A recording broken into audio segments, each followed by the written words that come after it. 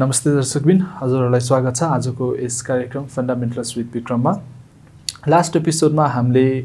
Banking and finance सेक्टरको fundamental analysis कसरी गर्ने भन्ने बारेमा डिस्कस गऱ्यौँ र आजको यस कार्यक्रममा हामी हाइड्रो सेक्टर कम्पनीहरूको फन्डामेन्टल एनालिसिस कसरी गर्ने भन्ने बारेमा छलफल गर्छौँ। हजुरहरूलाई स्वागत छ आजको यस कार्यक्रममा। Sponsored by Forten.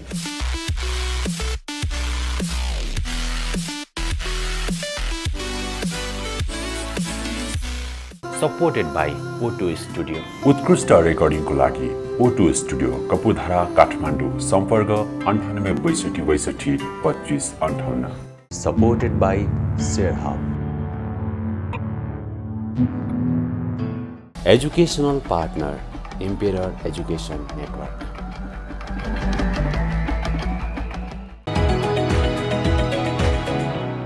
So hydropower कम्पनीजहरूको केसमा चाहिँ फन्डामेन्टल एनालिसिस गर्दै गर्दा यसको इन्डस्ट्रियल रेगुलेटरी बोर्ड चाहिँ इलेक्ट्रिसिटी रेगुलेटरी कमिसन हो। यसको मेन फङ्सन भनेको चाहिँ म्यानेजमेन्ट अफ प्रोडक्सन हैन, सो ट्रान्समिसन डिस्ट्रिब्युसन्स हैन, सो त्यो कुराहरू चाहिँ गर्ने भयो। सिमिलरली लाइसेन्स प्रोभाइडरको केसमा डिपार्टमेन्ट अफ इलेक्ट्रिसिटी डेभलपमेन्ट हो। यसको मेन फङ्सन भनेको चाहिँ कुनै पनि हाइड्रो पावर प्रोजेक्टहरू सुरु गर्दाखेरि त्यसको सर्वे लाइसेन्सहरू प्रोभाइड गर्ने हैन, सर्वे गर्दै गर्दाखेरि लाइसेन्स प्रोभाइड गर्ने अनि सर्वे एक्चुअली सकिसकेपछि हैन, सो वन्स के हुन्छ भन्दाखेरि त्यो हाइड्रो पावर प्रोजेक्ट चाहिँ फिजिबल छ भनेर अप्रुभ भएर आइसकेपछि चाहिँ के हुन्छ भन्दाखेरि प्रोडक्सनको लागि पनि लाइसेन्सहरू दिने हैन। सिमिलरली अब यदि कुनै हाइड्रो पावर प्रोजेक्टको चाहिँ टर्म्स एन्ड कन्डिसन अनुसारले उनीहरूले प्रोडक्सन स्टार्ट गरेन भनेदेखि रिभोक गर्ने हैन, अब एज नेसेसरी के हुन्छ भन्दाखेरि अमेन्डहरू गर्ने हैन, सो टर्म्स एन्ड कन्डिसन्सहरू अमेन्ड गर्ने त्यो सबै अथोरिटी चाहिँ डिपार्टमेन्ट अफ इलेक्ट्रिसिटी डेभलपमेन्टमा हुने गर्दछ। त्यसले गर्दछ सिमिलरली अहिले करेन्टली चाहिँ नेप्सेमा लिस्टेड टोटल हाइड्रो पावर कम्पनीजहरू चाहिँ 63 वटा छन् हैन, सो तपाईले यहाँनिर हेर्न सक्नुहुन्छ। अर्को रेगुलेटरी अथोरिटी भनेको इन्भेस्टमेन्ट बोर्ड अफ नेपाल हो, जसको मेन फङ्सन भनेको चाहिँ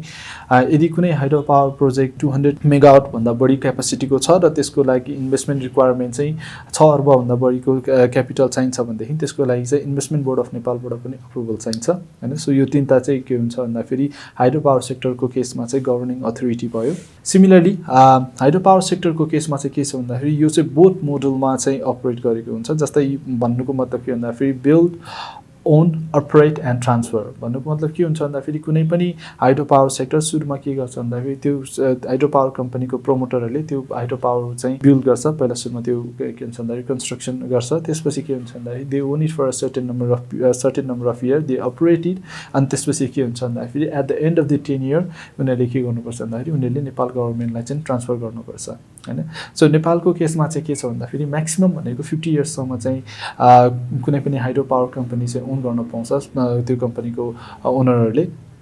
भनेदेखि नर्मली भनेको चाहिँ 30 to 35 इयर्समा सम्म चाहिँ के हुन्छ भन्दाखेरि प्रायः जस्तो हाइड्रो पावर कम्पनीहरू चाहिँ नि ओन गरेको हामीले देख्न सक्छौँ। तर त्यसको लागि चाहिँ के हुन्छ भन्दाखेरि एक्ज्याक्ट कति वर्षसम्म चाहिँ त्यो हाइड्रो पावर प्रोजेक्ट चाहिँ ओन गर्न पाउँछ, अपरेट गर्न पाउँछ त्यो कम्पनीको ओनरहरूले भनेर हेर्नु पर्दाखेरि चाहिँ हामीले त्यो कम्पनीको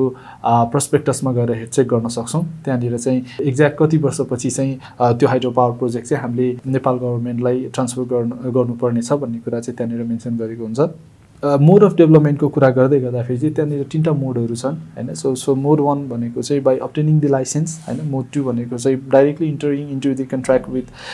गभर्मेन्ट अफ नेपाल, अर्को भनेको कम्पिटिटिभ बिडिङ प्रोसेस हैन। सो यो सो फर्स्टमा चाहिँ मोड 1 मा चाहिँ के छ भन्दाखेरि अब्टेनिङ द लाइसेन्स, यो भनेको चाहिँ प्रायः जस्तो हाइड्रो पावर कम्पनीजहरूले के गर्छ भन्दाखेरि उनीहरूले डिपार्टमेन्ट अफ इलेक्ट्रिसिटी डेभलपमेन्टबाट चाहिँ उनीहरूले फर्स्टमा चाहिँ कुनै पनि हाइड्रो पावर प्रोजेक्ट स्टार्ट गर्नुभन्दा अगाडि उनीहरूले सर्वेको लागि उनीहरूले के हुन्छ भन्दाखेरि लाइसेन्स लिनुपर्ने हुन्छ। सर्वेको लाइसेन्स लिइसकेपछि उनीहरूले त्यो हाइड्रो पावर प्रोजेक्ट जेनेरेट गर्न, त्यसपछि ट्रान्समिसन एन्ड डिस्ट्रिब्युसन गर्न कतिको फिजिबल छ भन्ने कुराहरू सबै कुरा एनालाइज गरिसकेपछि चाहिँ के हुन्छ भन्दाखेरि सेकेन्ड स्टेजमा चाहिँ गएर उनीहरूले के हुन्छ भन्दाखेरि एक्चुअल प्रोडक्सनको लागि चाहिँ they need to get a license from department of electricity development. Second stage भनेको चाहिँ entering into the agreement with government of Nepal हैन। सो यो केसमा चाहिँ कस्तो हुन्छ भन्दाखेरि कुनै कम्पनीहरूले चाहिँ हैन, सो यो केसमा चाहिँ गभर्मेन्ट अफ नेपालले चाहिँ पहिला नै सर्वेहरू कम्पनीहरू गरिसकेको हुन्छ कुनै एउटा पर्टिकुलर लोकेसनमा हैन सो त्यस्तो सिचुएसनमा चाहिँ कुनै कम्पनीहरूले चाहिँ नेपाल गभर्नमेन्टसँग डाइरेक्ट एग्रिमेन्ट गरेर हैन सो उनीहरूले चाहिँ त्यो प्रोजेक्ट चाहिँ गभर्नमेन्टसँग टेक ओभर गरेर अनि उनीहरूले चाहिँ प्रोडक्सन डिस्ट्रिब्युसन गर्न स्टार्ट गर्छ तर इन प्र्याक्टिस चाहिँ यस्तो सिचुएसन चाहिँ नर्मली हुने गर्दैन इन प्र्याक्टिस चाहिँ के हुन्छ भन्दाखेरि नेपाल गभर्नमेन्टले चाहिँ प्रिफर गर्ने भनेको कम्पिटिटिभ बिडिङ प्रोसेस नै हो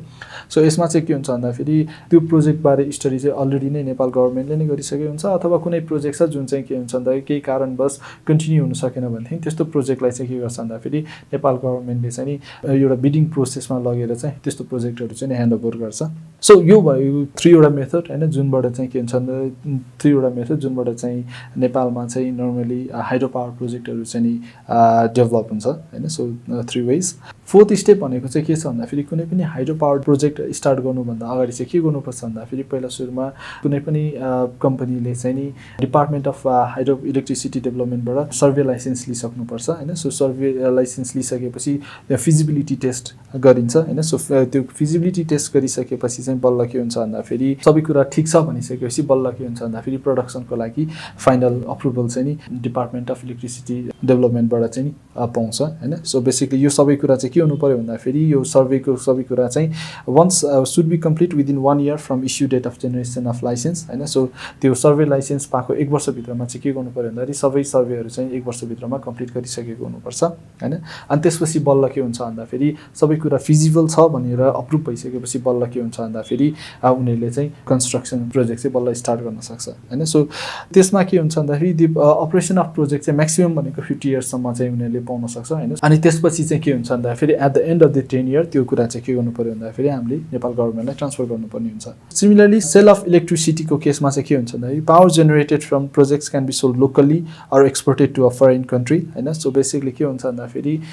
जति पनि हाइड्रो पावर कम्पनीहरू छ उनीहरूले जुन इलेक्ट्रिसिटी जेनेरेट गरेको छ त्यो चाहिँ के हुन्छ भन्दाखेरि एउटा भनेको एनईएलाई बेच्छ अर्को भनेको लोकली पनि के हुन्छ भन्दाखेरि उनीहरूले बेच्न सक्यो सिमिलरली फरेन कन्ट्रीहरूमा अनि त्यो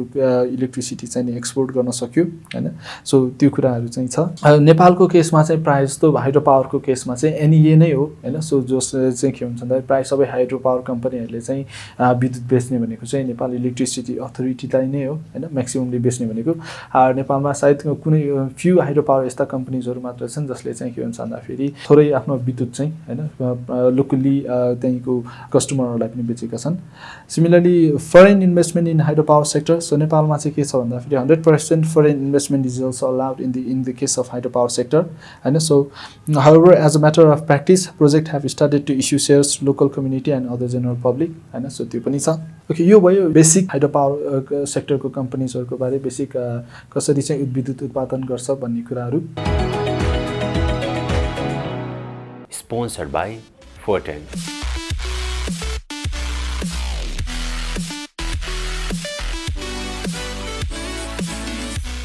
Supported by O2 Studio. उत्कृष्ट रेकर्डिङको लागि O2 स्टुडियो कपुधारा काठमाडौँ सम्पर्क 9862622558